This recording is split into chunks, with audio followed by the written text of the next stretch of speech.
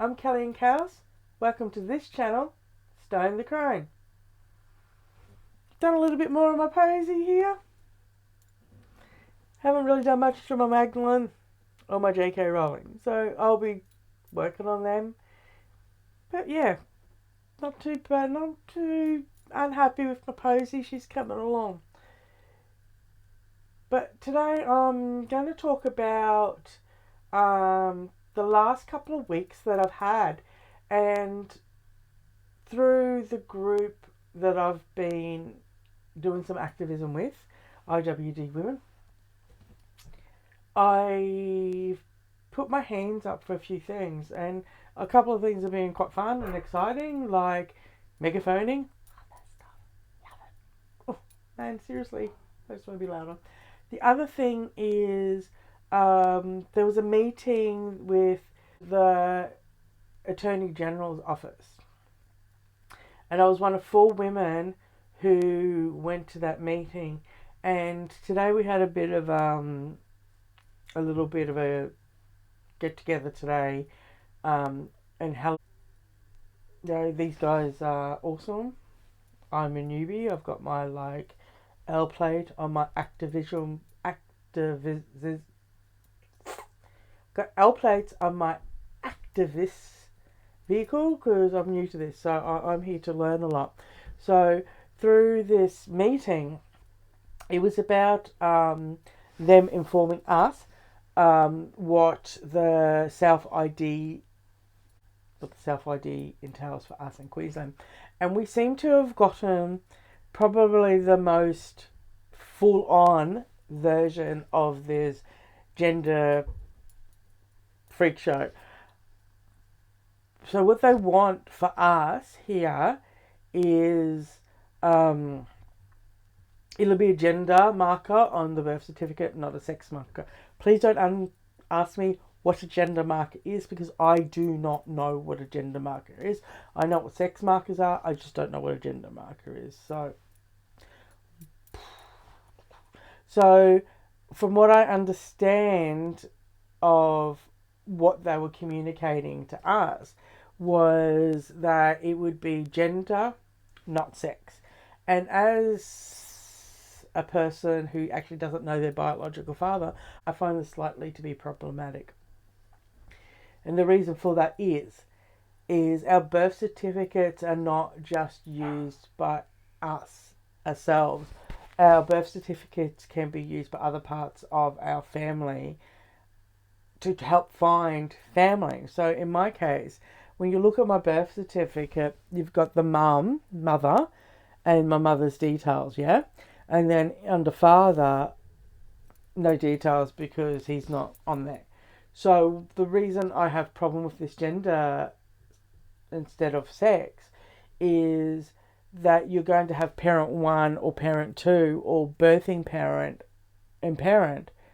And I find that to be very problematic is if you've got blanks in your birth certificate, how are you looking back on this going to sort that shit out? I find it hard enough not having my biological father mentioned at all on my birth certificate. Parent A, or birthing person, multiple choice, mother, father, or parent. And then parent B, or parent, since they're not the birthing parent, and the option mother, father, or parent, or other, or whatever the fuck they want. And my problem with that is we're taking definitions. So mother is not just somebody who wants to be called a mother, but a mother is a biological person. It's a human being who is female. So how are you going to track your lineage, like the mother's bloodline and the father's bloodline? How are we going to, look at that, hunt that down through ancestry? as it is, I'm finding it a hard enough time to find my biological father that he's not listed on this birth certificate, let alone have to try to chop and change, and someone can change their gender once a year.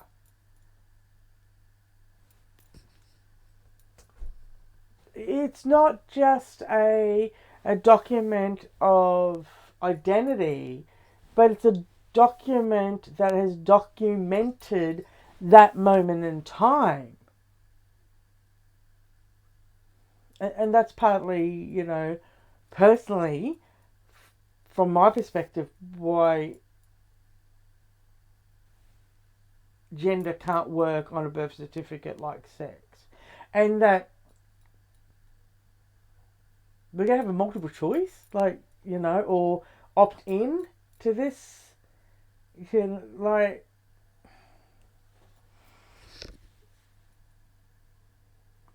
it's just, yeah, it's real fucking around with the language, isn't it? If you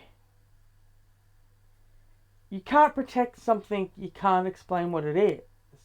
And I think that's part of the problem, isn't it? Is you're going to have moving forward from this moment in time, going to have a whole bunch of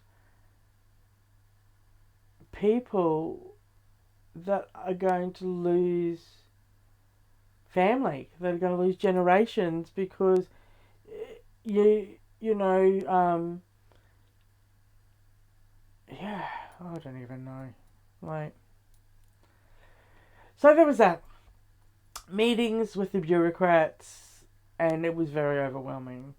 The other thing was that it was the two ladies that was for Fair Go Queensland, Steph and Narissa, myself and Helen were at the meeting. The other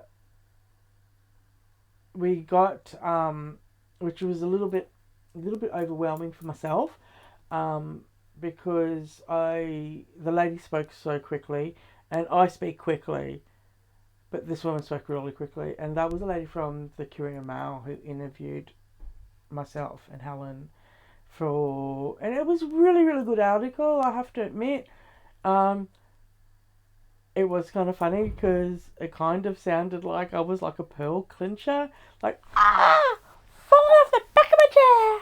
But which, if anyone sort of knows me, I'm not really a pearl clincher, but it was amusing anyway. That it sort of read that way, but I think it was kind of positive, and it was about the meeting that we'd gone to, and how we felt about it, and unfortunately it seemed like the bureaucrats denied what they had said after the fact. It seems like it sort of come across that way. So I suppose that's what it is. We didn't get to ask a lot of questions, unfortunately. But that's okay. Anyway, just a bit of an update today in the city, Minneapolis. I'm going to talk about this clusterfuck that is our South ID in Queensland.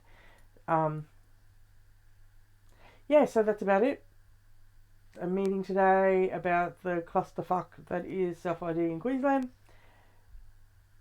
So, from Posey, Magdalene, JK, and Kellyanne, gonna love you for now. Gonna talk to you later. Stone out.